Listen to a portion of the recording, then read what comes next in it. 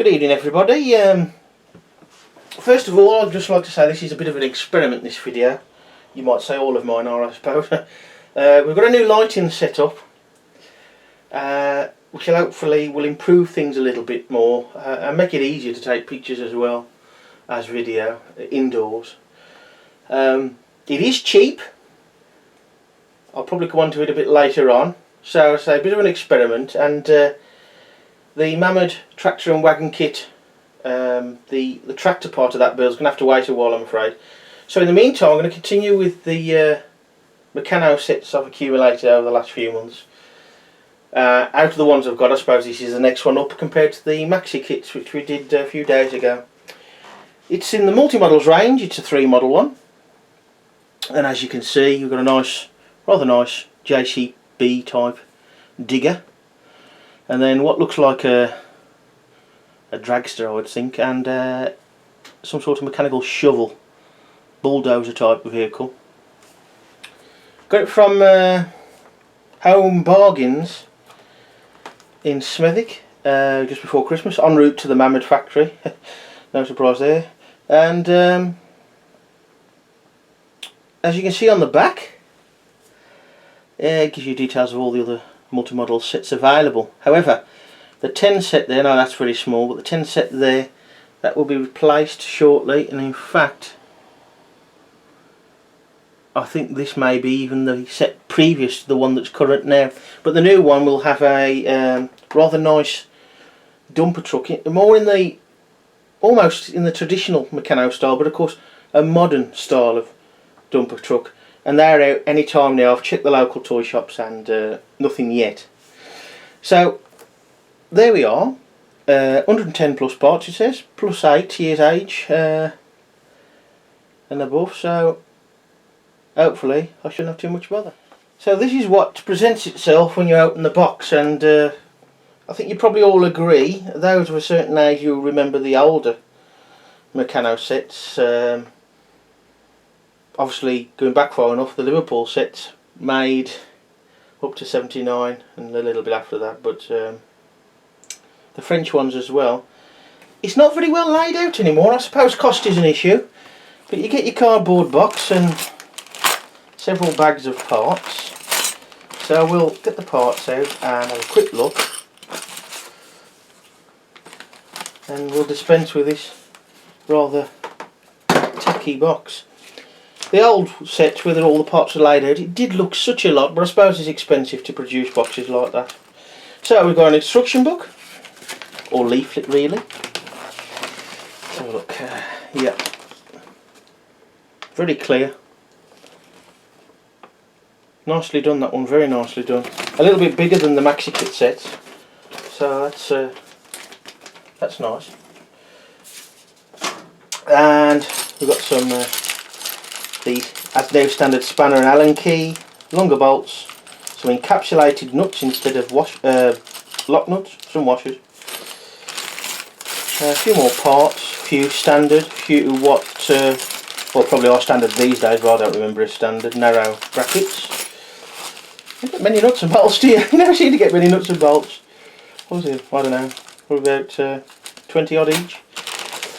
Wheels and tyres and spacers, and oh, there's a plastic chunky strip there. Some small spacers, and I presume, yeah, some white little rubber, really elastic bands. Really, that's what they are. I mean, that keep wheels on and things like that. But no longer do we have brass collars, unfortunately. So that's the full set. Not a massive amount, but that JCB looks interesting.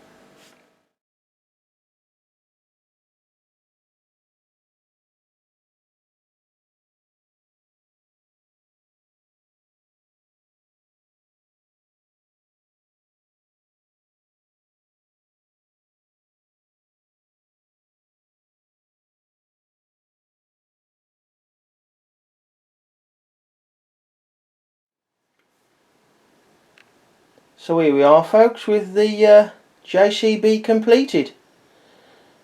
As you can probably see, maybe agree, I don't know, it's quite a smart looking model. However, there were a couple of issues. So we'll deal with the issues first. Nothing like some of the MaxiKit issues, I have to say. Firstly, one or two of the tyres are not quite round. They'll probably come true in time. The other issue I had with the chassis, you may just be able to see there, it's slightly angled. Mainly, I think because it's slightly wider here than at the rear. And I can't really do much about it. The only way to do it, I think, the main cause is in the middle there. You can see the angled plastic bracket that if you like, the bonnet screws into and forms the pivot across. It's not really spaced out correctly, so these two narrow angle brackets here do actually pinch in slightly, which pulls everything in a little bit. That said, there's quite a bit of nice detail with it. So the most fiddly thing I think was screwing or bolting the roof to the angle brackets here, because the roof being curved bends the angle brackets for a start to get a good grip, and it does half move around a little bit. For ease of build, what I would suggest is a couple of places that you'd leave a little bit loose until you get onto the next stage. One of those is both sides here, these uprights. Leave those a little bit loose until you at least got the angle brackets on. And again, leave the angle brackets a little bit loose before you put the roof on. It helps to line everything up. It's a little bit skewish at the front. Again, I think it's due to the chassis being slightly out, and of course this does actually angle in a little bit. I expect the rubber grommets here, the rubber bands, to come loose. I think they're coming off as we speak, although with the new lighting system it is rather warm and they're likely to expand. But nothing too fiddly and nothing too much of an issue from the MaxiKit issues, which were a little bit more, shall we say, annoying. That said,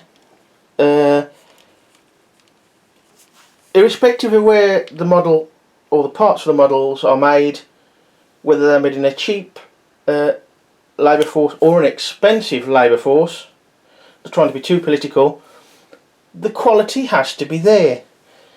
These couple of issues, like with the tyres being out of true and some of the mould, the flashing on the moulding of the wheels, that sort of thing, we don't want that. Every bit of part that has a slight problem with it that makes the build more difficult for younger people, difficult might be a bit of an overkill word there, is a mark against Meccano, against the, I won't say the full word because it's swearing, the L word brick stuff. So can't say that word, it's against the grain. So it's got to be right. It's not a bad model by any means, it's a pleasant looking model. There's a bit too much play in the wheels for my liking, could do with another washer on the outsides as well. But it's a pleasant model and a rather neat lever system for the bucket at the front. And just careful adjustment of the pivots on this will mean that it should just about stay up. It is quite heavy at this end, but that's quite as smooth and that is quite neat. And looking at the box, that's on the other side, so you could also swap it over if you preferred. But it is a neat looking model and one that is very pleasant indeed, except for the niggles. So come on Meccano, let's give the L stuff a kick up the backside.